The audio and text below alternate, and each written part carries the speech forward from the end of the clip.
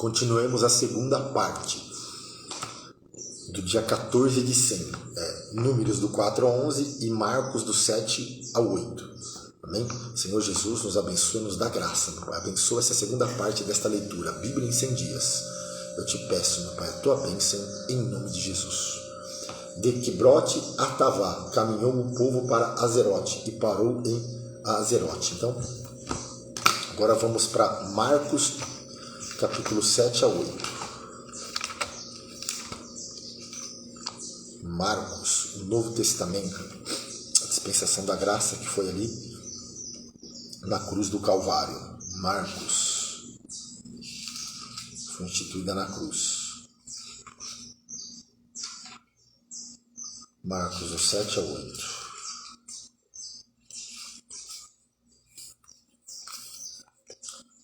E reuniram-se em volta dele os fariseus e alguns dos escribas que tinham vindo de Jerusalém.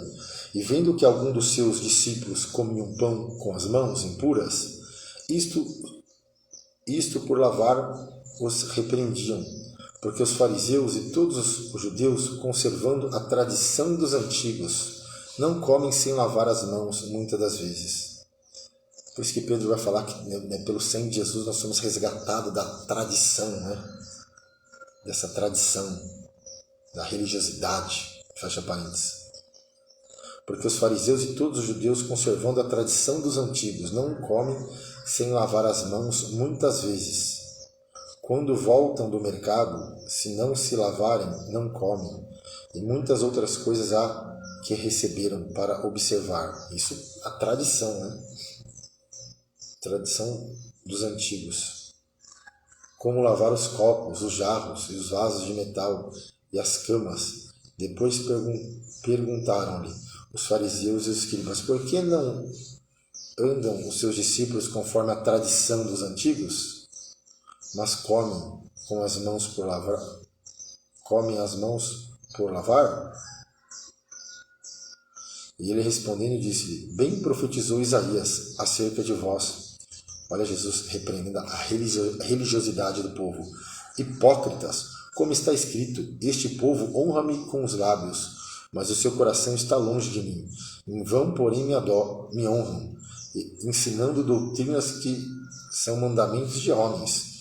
Porque, deixando os mandamentos de Deus, retendes a tradição dos homens, como o lavar dos jarros, os copos, fazer muitas outras coisas semelhantes a essas. E diz-lhes: bem validais o mandamento de Deus, para guardar a vossa tradição? Porque Moisés disse: honra teu pai e a tua mãe, e quem amaldiçoar o seu pai e a sua mãe deve ser punido com a morte. Porém vós dizeis: se um homem disser ao pai ou à mãe: aquilo que poderia aproveitar de mim é corbã, isto é oferta ao Senhor. Nada mais lhe deixeis fazer por seu pai ou por sua mãe, invalidando assim a palavra de Deus pela vossa tradição, que vos ordenastes, e muitas coisas fazeis semelhante a essas. E chamando outra vez a multidão, disse-lhe: ouve-me vós todos e compreendei. Nada há fora do homem que entrando nele o possa contaminar, mas o que sai dele, isso é que contamina o homem. Se alguém tem ouvidos para ouvir, ouça. Depois, quando deixou a multidão, entrou em casa, os seus discípulos o interrogavam acerca da parábola. E ele disse-lhe: assim também vós estáis sem entendimento? Não compreendeis que tudo o que fora entra no homem não o pode contaminar? Porque não entra no seu coração, mas no ventre e é lançado fora. Entra no ventre e é lançado fora, ficando pura todas as comidas. E dizia: o que sai do homem, isso é o que contamina o homem, porque do interior do coração dos homens saem os maus pensamentos, os adultérios, a prostituição, os homicídios, os furtos, a avareza, as maldades, o engano, a dissolução, a inveja, a blasfêmia, a soberba, a loucura. Todos estes males procedem de dentro do homem. Todos estes males procedem de dentro e contaminam o homem. E levantando-se dali, foi para os territórios de Tiro e Sidom.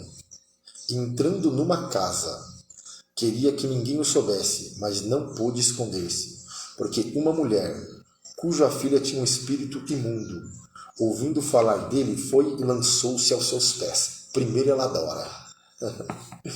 E a mulher era grega, Ciro-fenícia, de nação, e rogava-lhe que expulsasse de sua filha o demônio. Mas Jesus disse: deixa primeiro saciar os filhos, porque não convém tomar o pão dos filhos e lançá-lo aos cachorrinhos. E ela, porém, respondeu e disse-lhe: sim, Senhor, mas também os cachorrinhos comem debaixo da mesa as migalhas dos filhos. Então ele disse: por esta palavra, vai, e o demônio já saiu de sua filha. E indo ela para sua casa, achou a filha deitada sobre a cama, pois o demônio já tinha saído. A cura de um surdo e gago de Decápolis. E ele, tornando a sair dos territórios de Tiro e de Sidom, foi até o mar da Galileia, pelos confins de Decápolis. E trouxeram-lhe um surdo, que falava dificilmente, e rogaram-lhe que impusesse as mãos sobre ele.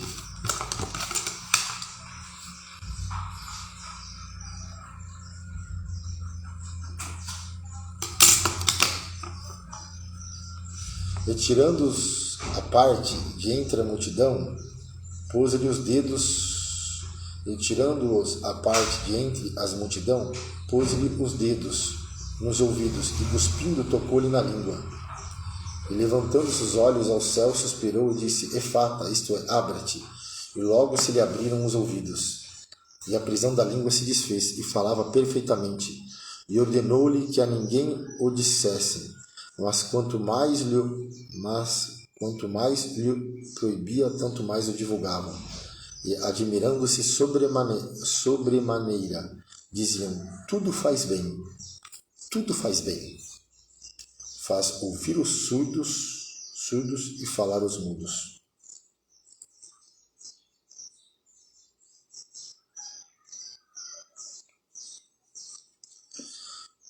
E naquele dia, havendo muito grande multidão e não tendo o que comer, Jesus chamou a si os seus discípulos e disse-lhes: tenho compaixão da multidão, porque já 3 dias que estão comigo e não tenho o que comer. E se o deixar ir em jejum para casa, desfalecerão no caminho, porque alguns deles vieram de longe. E os seus discípulos responderam-lhe: de onde poderá alguém satisfazê-lo de pão aqui no deserto? E perguntou-lhe: quantos pães tendes? E disseram: 7. E ordenou à multidão que se assentasse no chão. E tomando 7 pães, e tendo dado graças, partiu-os e deu aos seus discípulos, para que os pusessem diante deles. E puseram-nos diante da multidão. E tinham também uns poucos peixinhos, e tendo dado graças, ordenou que também lhes pusessem diante. E comeram, e saciaram-se dos pedaços que sobejaram. Levantaram 7 cestos. Os que comeram eram quase 4.000 e despediu. Entrando logo no barco com seus discípulos, foi para as regiões de Dalmanuta. E saíram os fariseus e começaram a disputar com ele, pedindo-lhe para o tentarem, um sinal do céu. E suspirando profundamente em seu espírito, disse: por que pedes esta geração um sinal? Em verdade vos digo que esta geração não se dará um sinal algum. E deixando-os, tornou a entrar no barco e foi para outro lado. E eles esqueceram de levar pão, e no barco não tinha consigo senão um pão. E ordenou-lhe, dizendo: olhai, guardai-vos do fermento dos fariseus, e do fermento de Herodes. E razoavam entre si, dizendo: é porque não temos pão? E Jesus, conhecendo isso, disse-lhe: para que arrazoais que não tendes pão? Não considerastes, nem compreendestes ainda? Tendes ainda o vosso coração endurecido? Tendo olhos não vedes, e tendo ouvidos não ouves, e não vos lembreis, quando partiu os 5 pães entre os 5.000, quantos cestos cheios de pedaços levantastes? E disseram-lhe 12. E quando partiu os 7 entre os 4.000, quantos cestos cheios de pedaços levantastes? E disseram 7. E ele lhe disse: como não entendeis ainda? A cura de um cego de Betsaida. E chegando a Betsaida, e trouxeram-lhe um cego, e rogaram-lhe que ele tocasse. E tomando o cego pela mão, levou-o para fora da aldeia. e cuspindo-lhe nos olhos e impondo-lhe as mãos, perguntou-lhe se via alguma coisa. E levantando-lhe os olhos, disse: vejo os homens, pois o vejo como árvores que andam. Depois tornou a pôr-lhe as mãos nos olhos, e ele, olhando firmemente, ficou restabelecida e já via ao longe, distintamente a todos, e mandou para sua casa, dizendo: não entres na aldeia.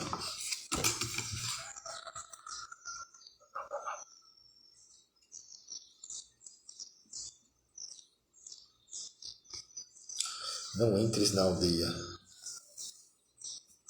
E tomou o cego pela mão e levou para fora da aldeia.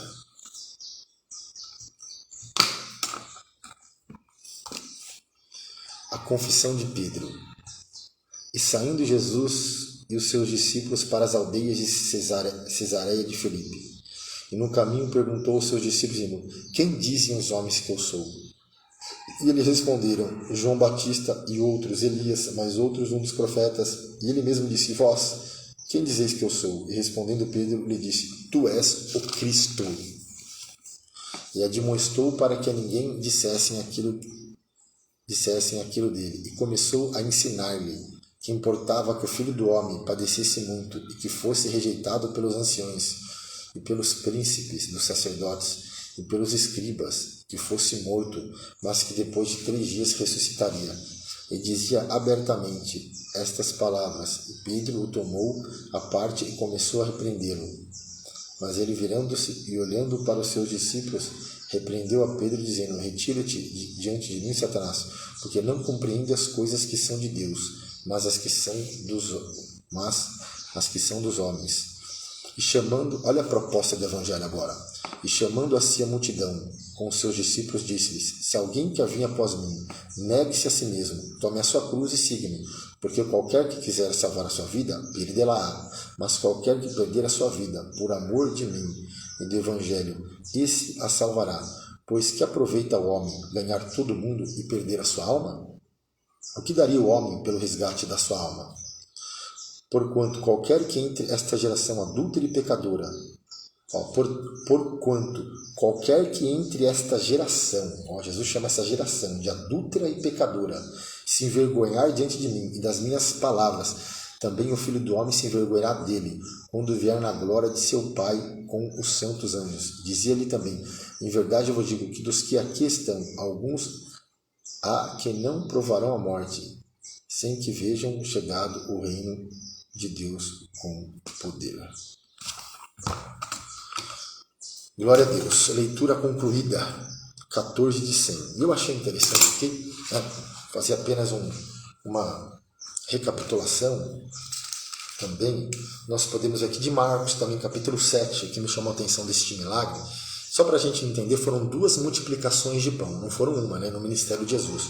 Foram 2 multiplicações. Jesus multiplicou 2 vezes. Uma, ele pegou 5 pães e 2 peixinhos e multiplicou, e aproximadamente 5.000 pessoas foram alimentadas, e depois com 7 pães, 4.000 pessoas foram alimentadas. Então foram 2 multiplicações de pães.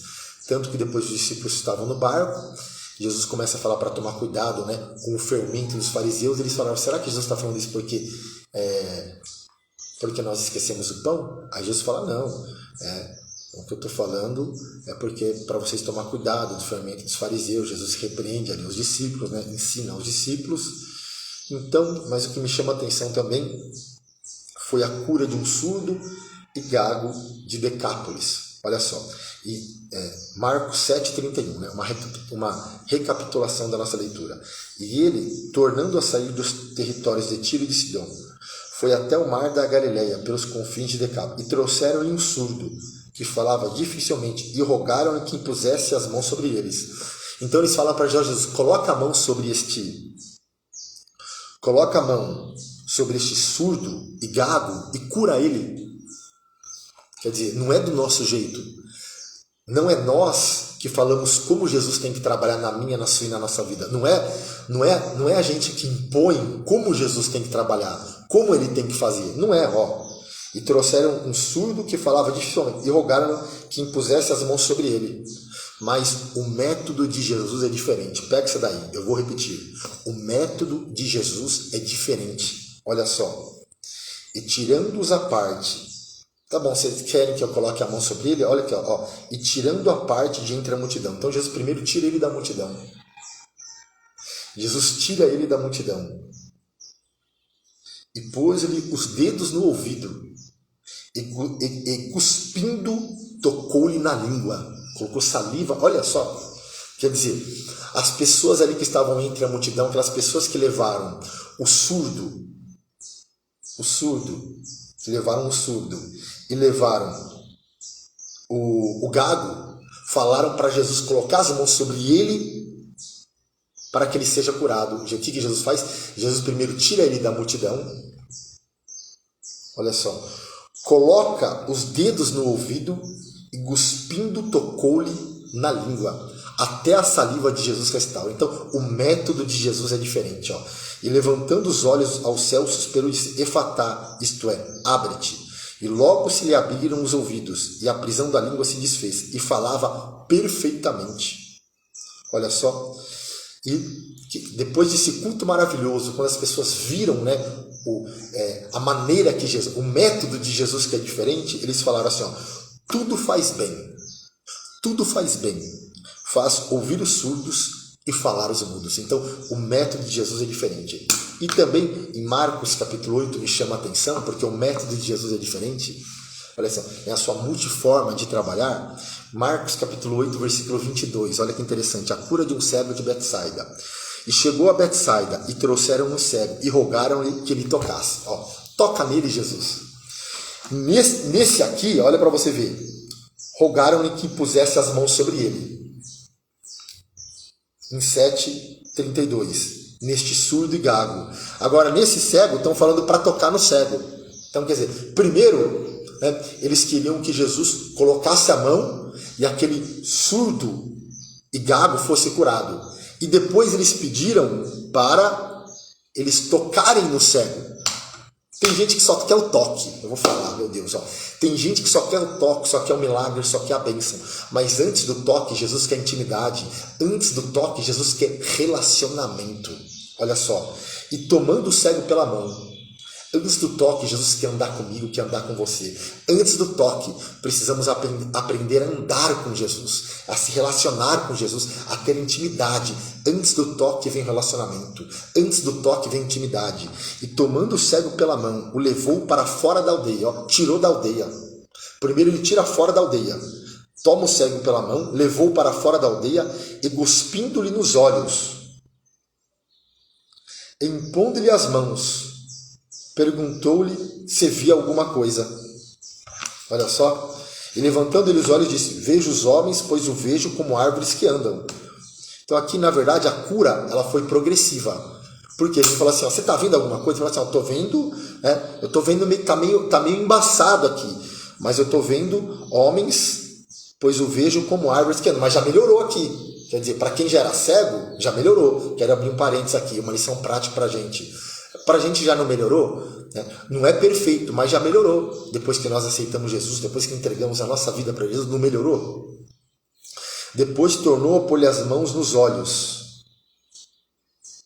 E ele, olhando firmemente, ficou restabelecida e já via ao longe, distintamente a todos. E mandou para a sua casa, dizendo, não entres na aldeia. Que lindo isso, né? Glória a Deus, né? A confissão de Pedro, né? Em Marcos, é interessante aqui, né? E saiu Jesus aos discípulos para as aldeias de Cesareia de Filipe, e no caminho perguntou aos seus discípulos, quem dizem os homens que eu sou? A uns dizem que é João Batista, outros dizem que é Elias, outros dizem que é um dos profetas. E vós, quem diz que eu sou? Pedro fala assim, ó, tu és o Cristo, tu és o Messias. Que lindo isso, né? Então, quem dizem os homens que eu sou? Então nós podemos ver hoje, se nós formos perguntar, há muitas religiões por aí, com todo respeito, mas cada um, nós podemos ter muitas religiões, segmentos sectários que apresentam Jesus de formas diferentes. E nosso Cristo não é diferente. né? A Bíblia fala que aquele que prega um outro evangelho seja anátema. Por isso que Jesus fala assim, ó, quem dizem os homens que eu sou? Várias religiões que existem aí, alguns falam que Jesus foi criado, alguns falam que ele é apenas um profeta, entendeu? Então, há muitas controvérsias a feita de Cristo. Por isso Jesus fala assim, vocês, quem dizem que eu sou? Pedro fala assim, você é o Messias. Se nós formos perguntar para Isaías iria responder, tu és o conselheiro, o Deus forte, o Pai da eternidade, o príncipe da paz, a raiz de Davi.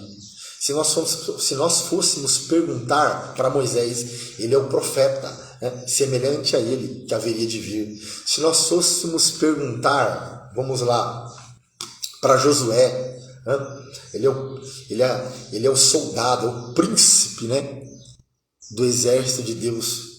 Se nós fôssemos perguntar para aqueles 3 jovens que foram lançados na fornalha, eles iriam responder, ele é o 4º homem que estava na fornalha. Se nós fôssemos perguntar para João Batista, ele é o Cordeiro de Deus que tira o pecado do mundo. Se nós formos perguntar para Lázaro iria dizer, ele é a ressurreição e a vida. Olha só que lindo. Se nós fôssemos perguntar para João, o evangelista, ele ia dizer, ele é o verbo que se fez carne e habitou entre nós. Então nós podemos ver, se nós formos perguntar para João, lá na ilha de Patmos, ele ia dizer, ele é o Rei dos Reis, Senhor dos Senhores, e sobre a sua coxa está escrito, Rei dos Reis e Senhor dos Senhores.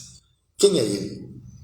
Se nós formos perguntar para um assembleiano, com certeza nós iríamos dizer, ele é o que salva, que cura, que batiza com o Espírito Santo e breve voltará. Quem dizem os homens que eu sou? Cristo, nós estávamos lendo na questão do tabernáculo, nós podemos ver a arca, que era feita de cetim e era coberta de ouro, a união hipostática, Cristo plenamente homem, plenamente Deus. Amém? Glória a Deus. Como homem, ele se cansa, como homem, ele tem sede, como homem, nós podemos ver ele dormindo na popa de um barco, como homem, mas como Deus, ele acalmando a tempestade, que até os demônios reconhecem a sua divindade. Sabemos que tu és o Filho do Altíssimo, e eles adoram, Lembra quando Jesus chegou lá em Gadara, no cemitério, veio um demônio com uma legião e eles adoraram Jesus, reconhecendo a autoridade de Jesus, o poder de Jesus. Até os demônios reconheceram a autoridade e o poder de Jesus, que ele mesmo disse quando ressuscitou, é-me dado, olha só, plenamente homem, plenamente Deus, é-me dado todo o poder no céu e na terra. Para Jesus nada é impossível. Que Deus te abençoe em nome de Jesus. Oremos ao Senhor. Então concluímos a nossa leitura. Maravilhoso Deus, eterno Pai, Senhor Jesus, obrigado por tudo, meu Pai, por este momento, por esta oportunidade, Senhor. Em nome do Senhor Jesus. Glória a Deus.